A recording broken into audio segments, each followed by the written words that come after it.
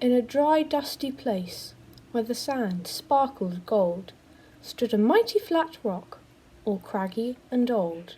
And under that rock, in a tiny full house, lived the littlest, quietest, meekest brown mouse. He was so very tiny, so incredibly small, that nobody noticed him, ever, at all. He got trod on and sat on and missed out of stuff. Ignore the forgotten. Yes, mouse life is tough. Meanwhile, far above, on top of the rock, times were quite different. It was lion o'clock. The huge, toothsome creature made sure everyone saw how important he was by how loud he could roar. He was head of the pack. He was shouty and tough. He loved showing the crowd he was made of strong stuff. Yes, all were impressed by this mighty king cat. If only, thought the mouse, I could be more like that. Then, late one dark night, in his Minnie Mouse bed, the cleverest thought popped into his head. He jumped from the covers and held up a paw. I've got it, said the mouse. What I need is a roar.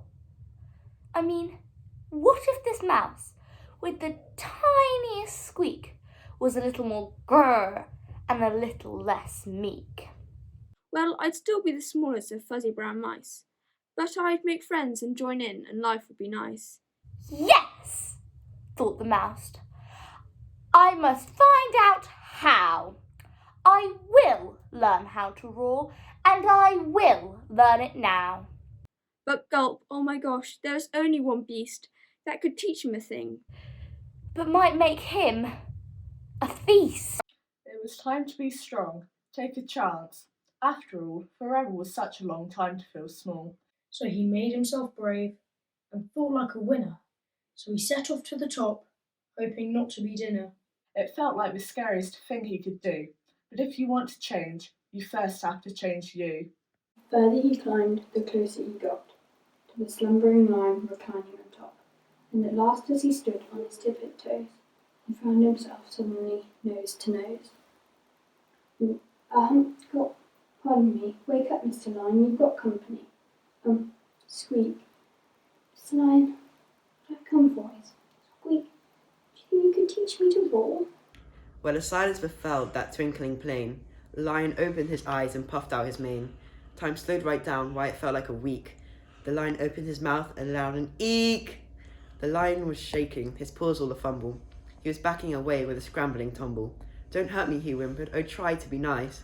Well, my goodness, this lion was frightened of mice. Don't worry, mouse peeps, I'm a friend, not a foe. Let's rock this together, we'll have fun, don't you know? Magical moment for sure, when Mouse didn't feel at all small anymore. He had found his true voice and learned to speak out, and for that you don't need to roar or to shout. And from that day, always, the two were a pair, and they both liked that rock better, now the rock was to share. The mouse, while still little, felt big in his head, and Lion, he still roared, but with laughter instead. Yes, that day they both learned that no matter your size, we all have a mouse and a lion inside.